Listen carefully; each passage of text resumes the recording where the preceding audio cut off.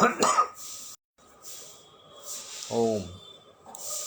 वक्रतुंड महाकाय सूर्यकोटि समप्रभा निर्विघ्नं कुरु मे देव सर्वकार्येषु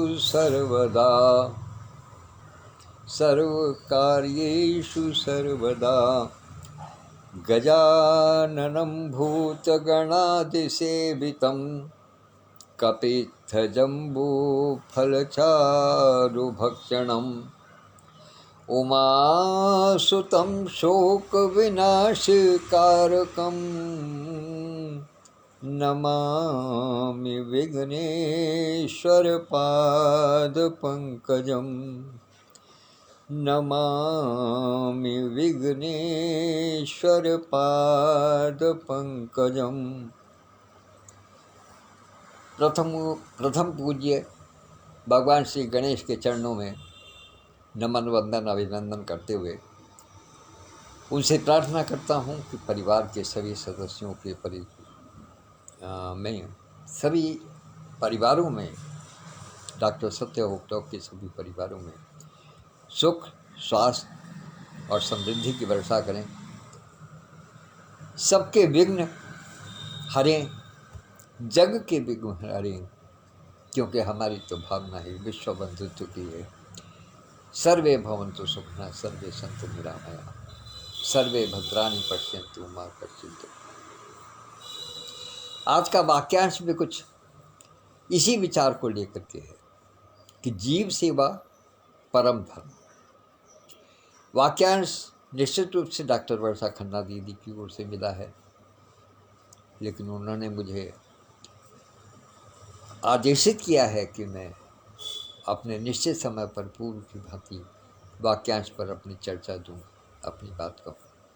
उसी निमित्त मैं यहाँ उपस्थित हुआ हूँ और आप सब जो मुझे स्नेह देते हैं, वर्षा दीदी का विशेष स्नेह है, उसके लिए आभार व्यक्त। एक्चुअली जीव सेवा क्या है, जीव क्या है, पहले तो हमें ये समझना पड़ेगा। और मैं चूँकि बहुत पढ़ा लिखा नहीं हूँ, थोड़ा बहुत सीख लेता हूँ आप सब लोगों के सहयोग से, आप सब लोगों के संगति से, तो इसलिए मेरा प्रयास ही रहता है कि मैं बेसिक पर काम करूँ, मैं बेस में उतरता हूँ, ताकि मुझे कुछ पता चल सके कि वास्तविकता क्या है, हम कहाँ हैं, क्या हैं हम। सब जानते हैं कि मनुष्य का शरीर पंच महाभूतों से बना है, पंच तत्वों का निर्मित है। पृथ्वी, जल, वायु, आकाश और अग्नि, और इनसे ही भगवान की उत्पत्ति है। भगवान का जो रूप हम जानते हैं, जो सकारात्मक रूप कि जिसकी हम पूजा करते हैं, जिसको हम भगवान कहते हैं, वो वास्तव में क्या है, वो भी भगवान की यदि हम अलग अलग इसके पांचों शब्दों में और मात्राओं में यदि हम देखेंगे, तो वही पंच तत्व हैं जो हमारे अंदर है, जिससे मानव शरीर निर्मित हुआ है। इसका अर्थ सीधा सा ये है कि हमारे अंदर और भगवान के अंदर किसी प्रकार का भी कोई भेद नहीं है।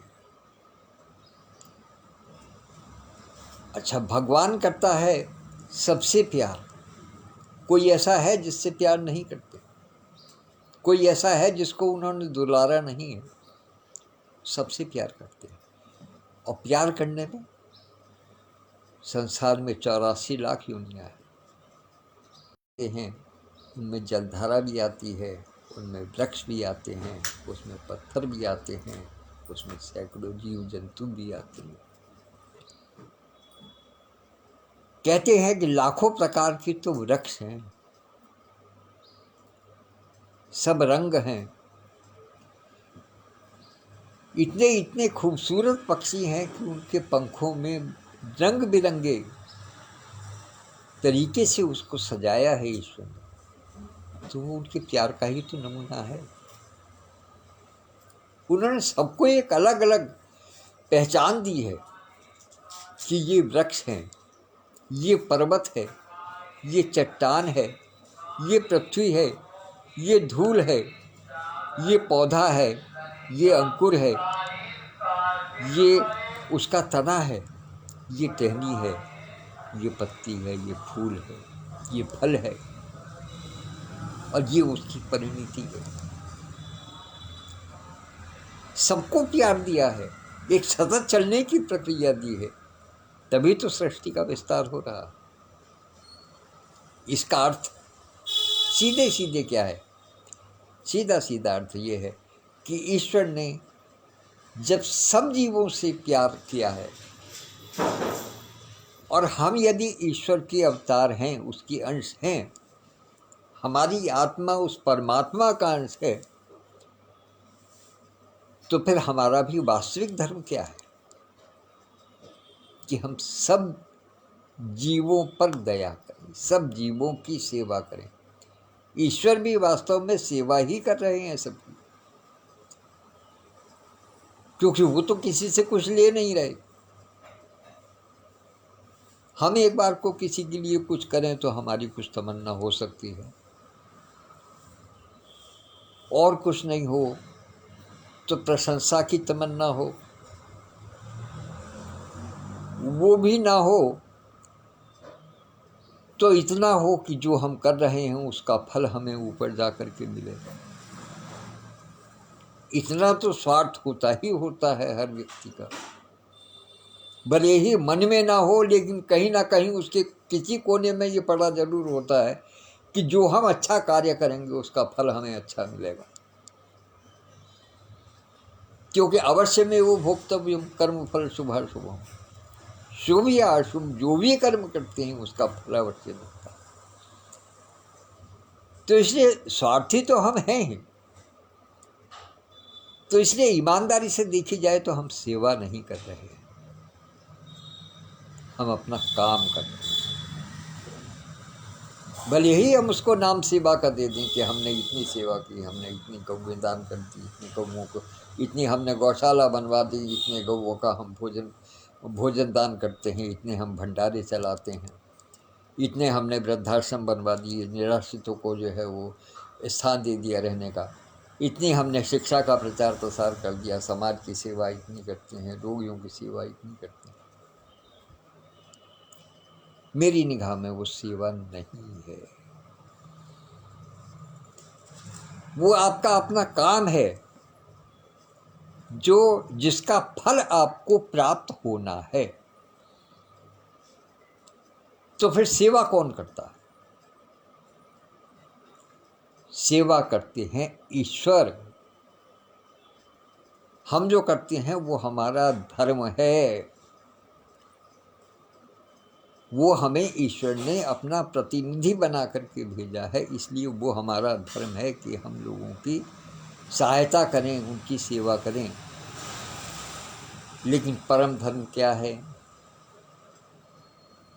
मनुष्य मनुष्य की सहायता करे, ये धर्म हो सकता है। गरीब की, अमीर की, सबकी सहायता करे, छोटे की, बड़े की, ऊंचे की, नीचे की, महल वाले की, झोपड़ी वाले की, सबकी सहायता करे, ये धर्म हो सकता है। लेकिन परम धर्म क्या है? परम धर्म वो है जो ईश्वर करते हैं, क्योंकि हम यदि धर्म करते हैं तो उसका फल हमें प्राप्त होता है। हमारे मन में कहीं इच्छा होती है कि हमें इसका कुछ फल मिलेगा,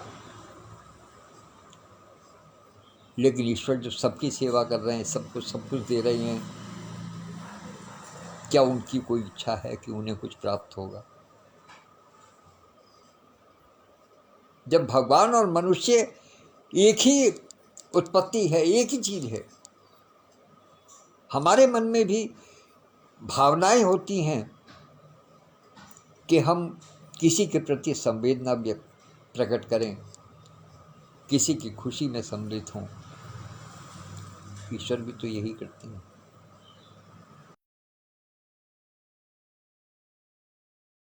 हमेशा साथ खड़े होते हैं ईश्वर, इसीलिए तो उनका जो वो परम धर्म है वो बताते हैं, इसीलिए कि जीवों की रक्षा करनी है, हर जीव की रक्षा कर रहा है। कहीं कोई नोटिफिकेशन गड़बड़ हो रही है आज, इस लाइव के बाद में तब मैं इसको ठीक करने का प्रयास करूँगा। अभी कहीं गड़बड़ हो रही है, बीच बीच में बार बार रिज्यूम करने की बात आती है। तो ईश्वर सब पर दया कर रहे हैं, वो परम धर्म है, अर्थात सब जीवों पर दया करना, सब जीवों के काम आना। दया का मतलब ये नहीं है कि केवल दीन दुखी हो उसकी आप करें, उसके लिए आप कुछ करें। जब सब अपने हैं, कोई छोटा है, बड़ा है, लंबा है, मोटा है, पतला है, गरीब है, अमीर है, ऊंचे महल में रहने वाला है या झोपड़ी में रहने वाला है कि फुटपाथ पर सोने वाला है, जल है, पृथ्वी है या पेड़ हैं, पौधे हैं, छोटे छोटे जीव जंतु हैं, सड़क पर रेंगने वाले जीव हैं या विशालकाय हाथी के समान शरीर रखने वाले, सब जीव हैं। ईश्वर सब पर कृपा करते हैं। तो हमें भी सेवा करनी है तो सबकी सेवा समान रूप से करेंगे, सब में ईश्वर का ध्यान करेंगे। सेवा का मतलब क्या कोई ये नहीं है कि आप किसी को उठा करके बात करें, सबका ध्यान रखेंगे, सबका सम्मान करेंगे। वृक्षों का सम्मान कैसे करेंगे? उनको जल दे करके, उनकी सफाई करते हुए, उन पर खाद पानी हवा, उनको किसी प्रकार की कोई असुविधा ना हो, उनका रक्षण करेंगे। कोई जानवर उनको आकर के ना खा जाए, जब तक कि वो अपने आप में स्वयं में मजबूत ना हो जाए।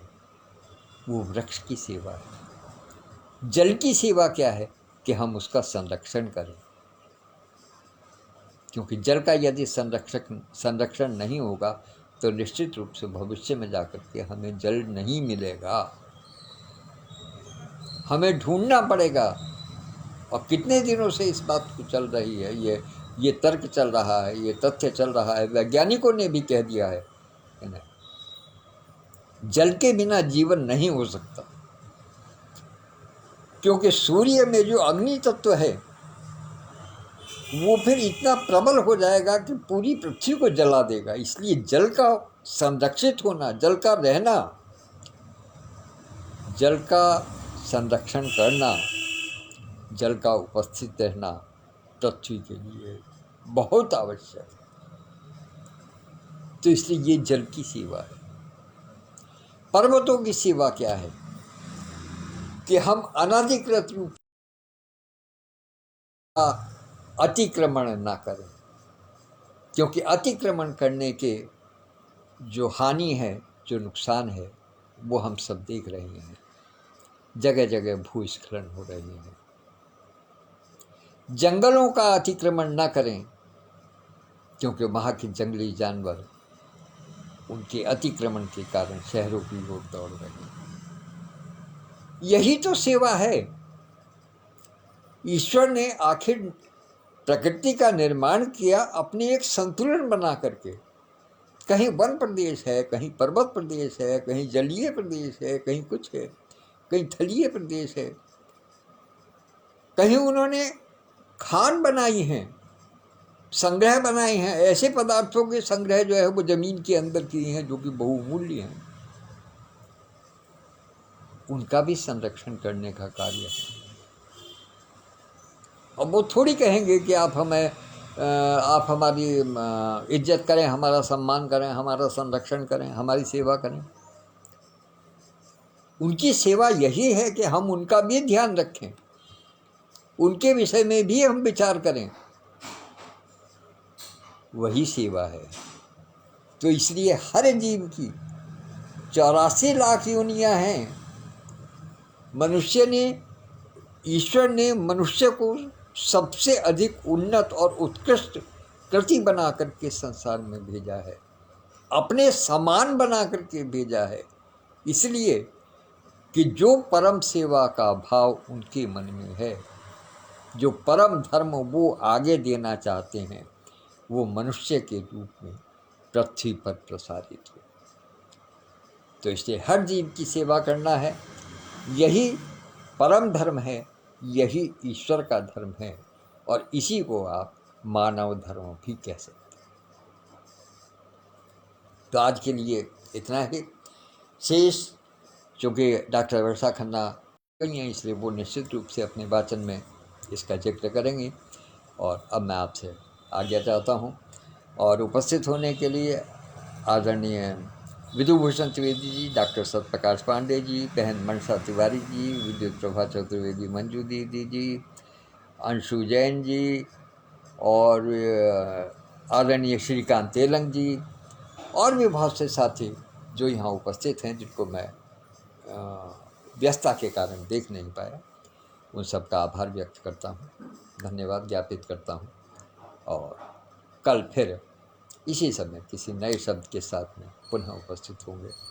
कुछ त्रुटिपूर्वक कुछ गलत कह गया हूँ तो आप सब भी और डॉक्टर वर्षा खन्ना भी मुझे क्षमा दीजिएगा। धन्यवाद, नमस्कार।